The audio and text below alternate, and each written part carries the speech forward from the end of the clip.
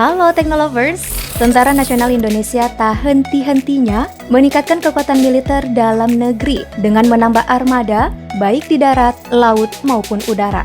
Nah, kabar gembira datang dari Matra Laut, di mana kapal produksi dalam negeri akan membantu tugas pokok TNI Angkatan Laut dalam menjaga wilayah maritim Indonesia. Kapal KRI Teluk Yotefa 522 resmi jadi kendaraan militer baru TNI Angkatan Laut. Lantas apa kelebihannya? Yuk langsung simak ulasan aku ini. Tapi sebelum lanjut pastikan dulu ya kamu telah klik tombol subscribe dan bel notifikasimu, karena tiap hari aku bakal hadir menyuguhkan informasi menarik yang pastinya bakal menambah wawasan kamu.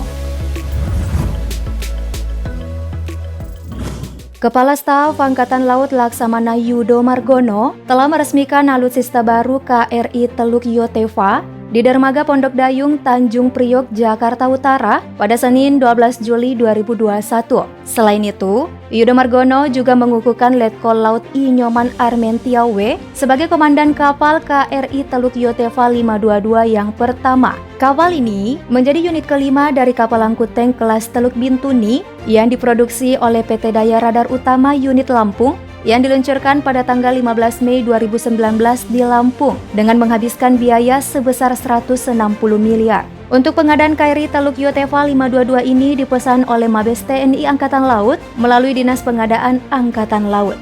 Nama KRI Teluk Yotefa 522 sendiri diambil dari sebuah nama Teluk Yotefa yang terletak di wilayah garis pantai Kota Jayapura, berada di dalam Teluk Yosudarso atau dikenal sebagai Teluk Humboldt. Kapal ini dirancang untuk mengangkut main battle tank jenis Leopard milik TNI Angkatan Darat dan tank BMP-3F milik Marinir sebanyak 10 unit Leopard, 1 unit Panzer II AVLB, 1 unit transporter, mengangkut 2 unit helikopter untuk tugas khusus seperti pengintaian dan raid. Nah, selain fungsi utamanya sebagai kapal angkut tank, dapat juga mengangkut alat-alat perang, logistik, dan personel dari pangkalan awal ke daerah sasaran secara terbatas, serta melaksanakan search and rescue dalam pencarian dan pertolongan terhadap korban kecelakaan di laut. Kapal jenis landing ship tank ini memiliki daya tampung 360 prajurit dan 120 personil anak buah kapal dengan panjang 120 meter, lebar 18 meter,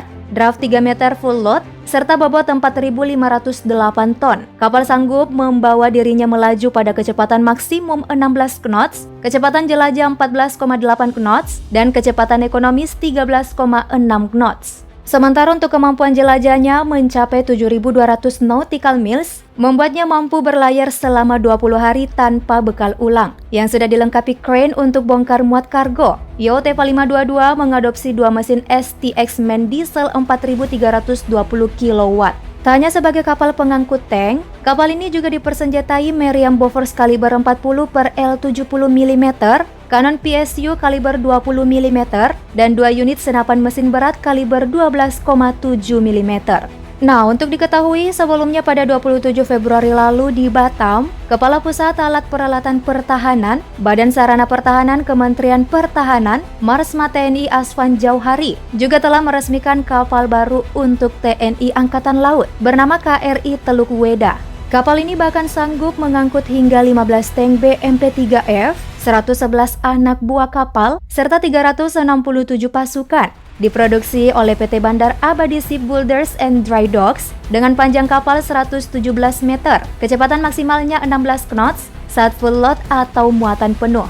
Melansir dari Wikipedia, TNI Angkatan Laut telah memiliki beberapa kapal perang yang berfungsi untuk mengangkut tank. Nah, untuk kapal-kapal pengangkut tank terbagi menjadi 3 kelas. Ada kelas Teluk Gilimanuk, kelas Teluk Semangka, dan kelas Teluk Bintuni. KRI Teluk Gilimanuk 531 menjadi kapal pertama dari kapal perang jenis kapal pendarat. Kapal yang namanya diambil dari sebuah teluk di Pulau Bali ini didirikan oleh VEB Penwerk Wolgast Jerman Timur tahun 1976 untuk Tingkatan Laut Jerman Timur.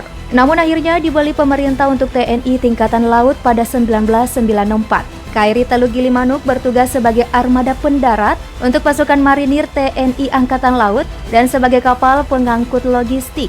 Untuk kapal kelas ini dibuat di galangan Tecoma Marine Industries Korea Selatan tahun 1980, diserahkan kepada pemerintah Republik Indonesia tanggal 28 Februari 1982. Nah, secara umum ke-6 kapal ini punya bobot kosong 1.800 ton dan bobot penuh 3.770 ton. Semuanya masuk dalam pembinaan Satuan Kapal Amfibi. Nah, kalau untuk KRI kelas Teluk Bintuni dirancang untuk mengangkut 10 tank Leopard 2A4, tank jembatan, kendaraan lapis baja atau 15 kendaraan tempur infanteri BMP-3F, memiliki ketahanan di laut selama 20 hari dan didesain agar mampu mendarat di pantai. Kelas Teluk Bintuni dilengkapi 2 helipad dan fasilitas hanggar. Pembangunan kapal angkut tank oleh perusahaan dalam negeri tentu saja jadi salah satu upaya pemerintah dalam pembinaan, sekaligus mendorong kemandirian industri dalam negeri agar tak melulu bergantung kepada industri negara lain.